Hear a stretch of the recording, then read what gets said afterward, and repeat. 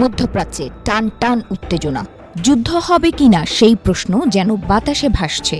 Washington থেকে Tel Aviv, Tehran থেকে উপসাগরীয় ঘাঁটি, সব জায়গায় একই অস্থির অপেক্ষা।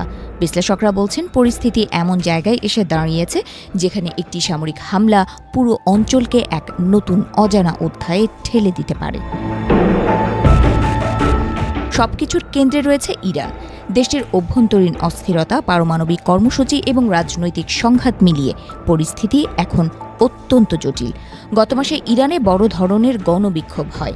সেই বিক্ষোভ দমন করতে গিয়ে সহিংসতা ও প্রাণহানির খবর আন্তর্জাতিক মহলে তীব্র প্রতিক্রিয়া তৈরি করে। এই প্রেক্ষাপটে যুক্তরাষ্ট্র প্রেসিডেন্ট ডোনাল্ড ট্রাম্প প্রকাশ্যে সতর্ক করেছিলেন, যদি দমনপীড়ন চলতেই থাকে তাহলে কঠোর সামরিক পদক্ষেপ নেওয়া হবে। এরপর কিছুদিন কূটনৈতিক আলোচনা চললেও হঠাৎ করেই পারস্য উপসাগরে মার্কিন নৌ ও বিমান শক্তির বড় ধরনের সমাবেশ পরিস্থিতিকে আবার উত্তপ্ত করে তোলে। বিশ্লেষকদের মতে সম্ভাব্য হামলা হলে তার লক্ষ্য শুধু পারমাণবিক স্থাপনাই থাকবে না, যোগাযোগ ব্যবস্থা, সামরিক ঘাঁটি, শক্তি অবকাঠামো, এমনকি রাষ্ট্রীয় নিরাপত্তা বাহিনীর গুরুত্বপূর্ণ কেন্দ্রগুলোও টার্গেট হতে পারে। কারণ অনেকের ধারণা এই হামলার লক্ষ্য শুধু পারমাণবিক কর্মসূচি থামানো নয়, বরং ক্ষমতার কাঠামো দুর্বল করে দেওয়া। তবে বড় প্রশ্ন হচ্ছে, সামরিক হামলা কি সত্যিই শাসন পরিবর্তন ঘটাতে পারে? ইতিহাস বলছে আকাশপথে বোমা বর্ষণ করে কোনো দেশের রাজনৈতিক কাঠামো ভেঙে দেয়া খুবই কঠিন, বরং এতে দীর্ঘস্থায়ী অস্থিরতা তৈরি হওয়ার ঝুঁকি বেশি থাকে। ইরানের সর্বোচ্চ নেতা আয়াতুল্লাহ আলী খামেনি এবং তার প্রশাসনের সামনে এখন দ্বৈত সংকট। একদিকে রয়েছে অভ্যন্তরীণ অসন্তোষ, অন্যদিকে বাহ্যিক সামরিক চাপ।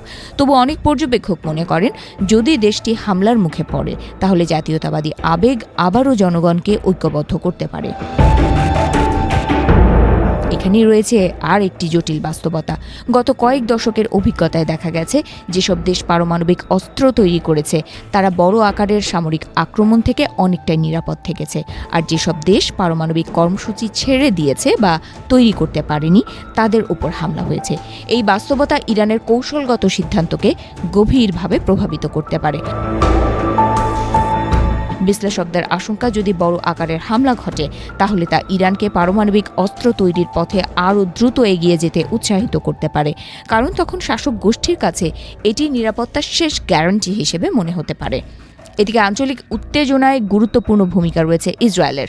দেশটি দীর্ঘদিন ধরেই ইরানের পারমাণবিক কর্মসূচিকে নিজেদের নিরাপত্তার জন্য সরাসরি হুমকি হিসেবে দেখে আসছে। ফলে সম্ভাব্য যে কোনো সামরিক অভিযানে তাদের সক্রিয় অংশগ্রহণের সম্ভাবনা উড়িয়ে দেওয়া যাচ্ছে না।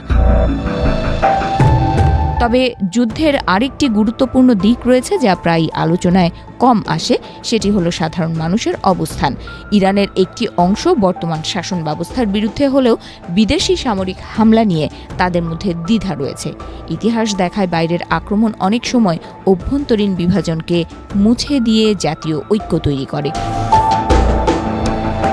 অন্যদিকে যুক্তরাষ্ট্রের ভেতরেও রয়েছে রাজনৈতিক হিসাব নিকাশ। সামরিক অভিযানের সিদ্ধান্ত শুধু কৌশলগত নয়, বরং অভ্যন্তরীণ রাজনীতির ওপরও বড় প্রভাব ফেলতে পারে।